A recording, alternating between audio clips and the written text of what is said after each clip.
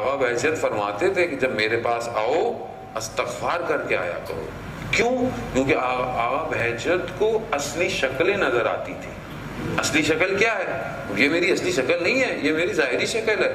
میرے اندر میرے نفس کی جو شکل ہے، جو میرے عمل کی وجہ سے ہے.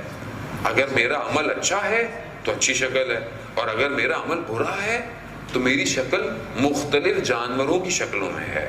جتنا بدتر عمل خدا نہ خواستہ اتنا بدترین جانور ہوں میں، اور جتنا بہتر ہوں گا اتنی شکل میری بہتر ہے.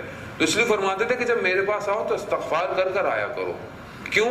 تاکہ میں تمہاری صحیح شکلیں نہ دیکھوں. یعنی الہی نمائندے تھے، خدا غفار ہے، ستار ہے خدا، تو یہ بھی اپنے آپ کو اس میں تو ہم نہیں دیکھنا چاہتے تمہیں. بہت بڑے عالم دین تھے نجف اشرف کے اندر، اور جیسی مولا کی زیارت پہ جاتے تھے لیکن جب باہر آتے تھے تو اپنی ابا کو اپنے چہرے پر ڈھانپ کے آتے تھے. تو ان کا شاگرد در وقت انہیں دیکھتا تھا کہ یہ کیا کرتے ہیں. ایک دن سامنے آ گیا، کہا مجھے اس کا راز بتائیں. کہا میں نہیں بتاؤں گا. کہا نہیں، مجھے آپ بتائیں. جاتے تو آپ صحیح ہیں، واپس آپ اپنے آپ کو چھپا کے آتے ہیں کہ کسی کو آپ دیکھیں نہیں. تو کہتے ہیں کہ میں ایک شرط بتاؤں گا کہ تم جب تک میں زندہ ہوں اس کا ذکر کسی سے نہیں کرنا. کہتا میں نہیں کروں گا. کہا کہ میں جب اندر جاتا ہوں مولا کی زیارت پر تو مولا میرے آگے حجابات ہٹا دیتے ہیں کچھ دیر کے لیے. تو میں جب باہر نکلتا ہوں تو مجھے لوگوں کی اصلی شکلیں نظر آتی ہیں، لیکن یہ دیر عمل تھوڑی دیر کا ہوتا ہے.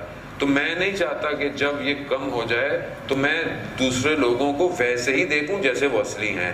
تو میں نہیں چاہتا، اس لیے میں یہ ابا کو ڈھانپ کر آتا ہوں. یہ اولیاء خدا ایسے تھے عزیزان محترم. ہم آج بڑے آرام سے بیٹھے ہوئے ڈرائنگ روم میں مجتہدوں پہ انگلیاں اٹھاتے ہیں کہ یہ کیا کہہ دیا، وہ کیا کہہ دیا. ہمیں تو دیوار کے ادھر نظر نہیں آتا. ہم تو فون پہ کسی سے بات کریں تو 4 دن بعد 10 دن بعد اس کی آواز نہیں پہچانتے.